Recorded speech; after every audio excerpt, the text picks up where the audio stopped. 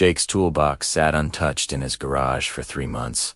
Not because it was broken, but because he'd been laid off from the auto shop where he'd worked for 8 years. Downsizing, they called it. At 34, Jake found himself staring at a choice: find another job working for someone else, or finally do what he'd been thinking about since he was 19, start his own mobile mechanic business. The fear was suffocating. What if I can't find customers? What if I screw up someone's car? What if I'm not cut out to be a business owner? What if I fail and look like an idiot? 4 weeks, Jake applied to other shops, telling himself he was being responsible. But every rejection, Emma felt like the universe telling him something he didn't want to hear. One night, his buddy Marcus came over with beer and found Jake scrolling through job postings. "Bro, you've been fixing cars since high school. You rebuilt my engine blindfolded. What's really going on?" Jake slammed his laptop shut. "I'm scared." "All right. There. I said it. I'm terrified I'll fail." Marcus leaned back. "So, what if you do fail? What's the worst that actually happens?" Jake started listing his fears, but Marcus interrupted him with a different question each time. "What if you can't find customers? So how would you get better at marketing? What if you screw up someone's car? Then how would you make it right and learn from it? What if you're not cut out for business? What skills would you need to develop?" Something clicked. Jake grabbed a notebook and wrote down every fear. But next to each one, instead of spiraling, he wrote what he'd do about it. Can't find customers? Start with friends. Ask for referrals. Learn social media. Mess up a repair? Double check everything. Have insurance.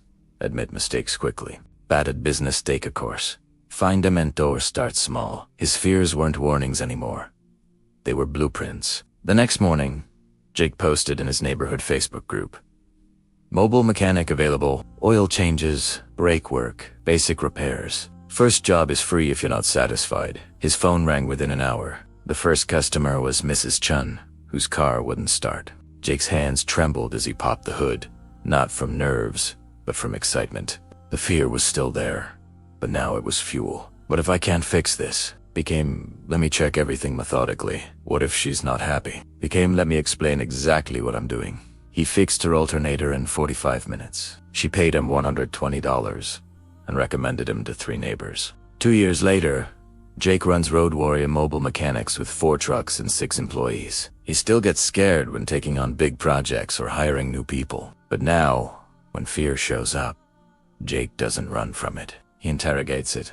"What are you trying to teach me? What do I need to prepare for? How can this make me stronger?" The fears that almost kept him unemployed now drive him to improve his skills, expand his services, and build systems that protect his customers and his business. Jake learned what every successful man eventually discovers. Fear isn't the enemy of progress. Comfort is. Fear keeps you sharp. Comfort keeps you stuck. Your fears aren't trying to stop you. They're trying to prepare you. Every fear is showing you exactly what you need to master, what systems you need to build, and what strength you need to develop. The most successful men aren't the ones who never feel afraid. They're the ones who learn to use fear as their competitive advantage.